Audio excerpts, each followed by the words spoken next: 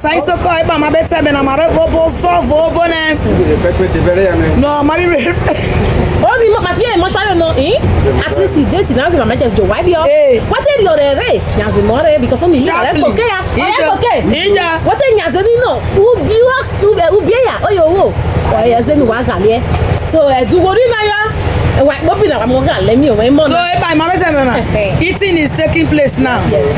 We don't eat for one place. We don't eat bush meat for one place. Now we dey goat meat. Pepper soup.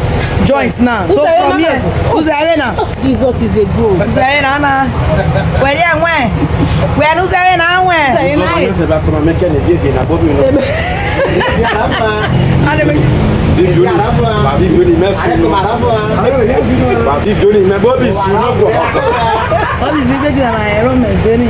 Mejo, etero wa te lo. Tam ka pe. Wa si no no ga bola me. A di pusu le bi.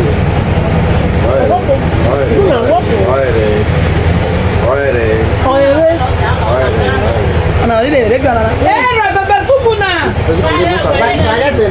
Ana waya jaga una na ro. Ami de da de. Ami so manage de. Yes na. Oh.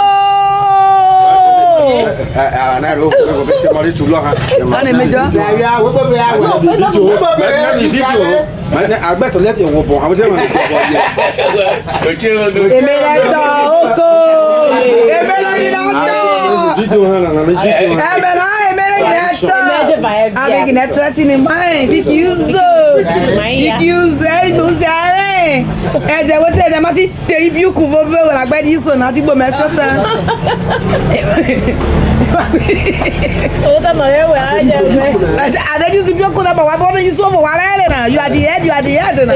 O si bi ku Ma to pa se mo ti te ibi ku. Ibi bi ku bi be ya. Abe ibi so na ya be we.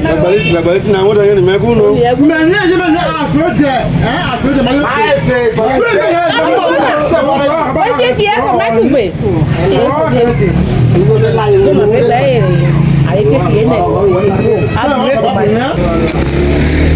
Era. Yo se lu pa na kwa. Vai wa ku se e bere. Vai fe. Wa u sa ti afo. Yes. Yes. Yeah, I don't have be on no we use one. Yeah.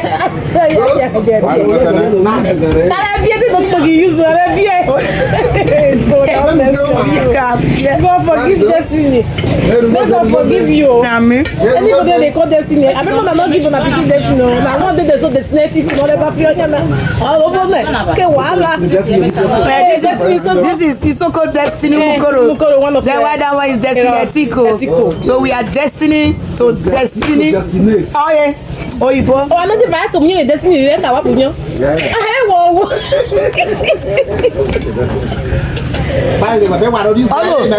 Uzo na be vibe. Abe buzo na keke. Ane meja. Uzo abi ogbo bo lo so. Lawo so do. Ojo ro fo bi na. Business na wata no no ngaro no ojo de ko fa ke. Ujo to bona na uzo na bona. Aja uzo na zino na. Sa. Mani yo sile, ana mesana garo. Baba ki uzo na, ana de kuyano. Mani na bete. Asa rugoro lo me. Mani na bete maza, mani uzo ni. Mani na bete. We buku ya bare. Mani na bete de. Masadi osawona na yin. Lewa. Because I don't even know mabe wo lo ba gbona na yin. Awu go be o wa igbo. This are the na ki ma de meje ti o se I no wahala. Ada give us food na. My age na show my feel. E mo mi tebu ezili. Gote bobo wa. Gote bobo wa. Ata uzo we bobo wa na si na ma ko mo zare. Ere. Wata no bona yo be agwa. Aja uzo ere ro gbo bo bo be. E ba ta jo we we na go no. Ye do be Nigeria na we be se e na to igbo yele. Na je ti na. Wata uzo ere jo gbo we. Fa. When we are here na bo bi die. Ye bo na bo bi die che na bo ye jo na bo bi die so na. It's everywhere. Boyo. Boss, someone. Ma barbarian is a bat.